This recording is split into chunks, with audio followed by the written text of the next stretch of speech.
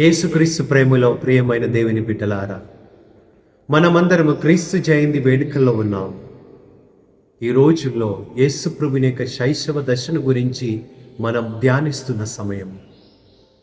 ఈరోజు అనుదిన వాక్య పరిచర్యలో మనం మత్తయి సువార్త 2వ అధ్యాయం వచనములు 13 నుంచి 18 వరకు మనం ధ్యానించుకుందాం. ఈ వచన భాగములో మనం 2 సంఘటనలు మనం చూస్తున్నాము.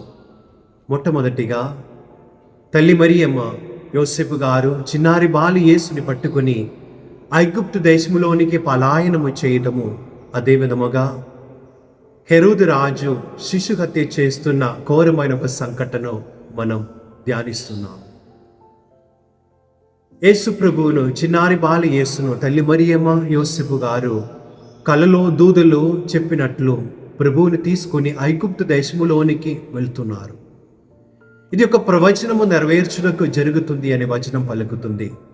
ఐగుప్తు దేశము నుంచి నా కుమారును నేను పిలిచిదని అనే ప్రవక్త ద్వారా హోషేయ గ్రంథం 11వ అధ్యాయం 1వ వచనములో చూసిన ఆ ప్రవచనము నెరవేరుటకు ఇట్లా జరుగుతుంది అని వచనం పలుకుతుంది.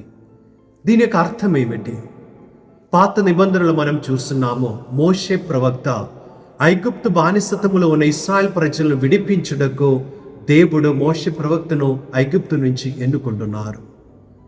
నూతన నిబంధనములో ఇదిగో యేసు ప్రభు పాపం అనే బానిసత్వములో ఉన్న మానవ జాతిని రక్షించుటకు ఇదిగో ఆ ప్రభువును ఐగుప్తు దేశము నుంచి దేవుడు పిలిచారు అనే ప్రవచనము నెరవేర్చుటకు ఇవన్నీ జరుగుతుంది అనే మత్తయి సువార్త కూడా మనకు తెలియపరుస్తున్నారు.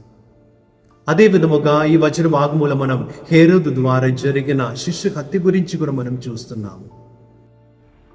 యేసు ప్రభు పుట్టుక సమయములో గొల్లల దగ్గరికి గబ్రియేలు దూత వచ్చి అంటున్నారు, సకల జాతి జనులకు రక్షణ కలిగించే శుభ సమాచారము మీకు అందజేస్తున్నాను.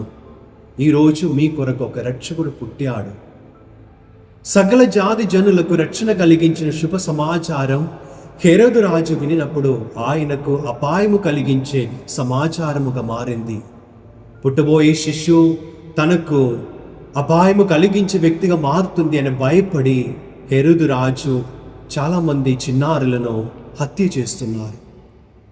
ప్రియులారా, ఈ రోజు కూడా యేసు ప్రభు అనే శుభ సమాచారము చాలామందికి భయం కలిగిస్తుంది. ఎందుకేమో కానీ ప్రభు ఈ లోకములో అవతరించినది ప్రతి ఒక్కరిని రక్షించడానికి. ఇది ఒక శుభ సమాచారము. ఇది భయము కలిగించే సమాచారం కాదు, కానీ సంతోషము కలిగించే శుభ సమాచారం. ఈ శుభ సమాచారం మనకు సంతోషం కలిగింప చేయాలంటే మనం ఆ ప్రభువుని మన హృదయలోనికి మనం స్వీకరించాలి. ఎందుకంటే ఆ ప్రభు మన హృదయలో ఏలుచున్నారు. అందుకు మనకు ఇవ్వబడిన ఈ శుభ సమాచారమును మనం నమ్మకుండా యేసు ప్రభుని రక్షకునిగా స్వీకరించి మన జీవితంలో మార్పును పొంది మనం నూతన సృష్టిగా మారుతా. చిన్నారి బాలి యేసు మనలందరినీ దీవించునుగాక.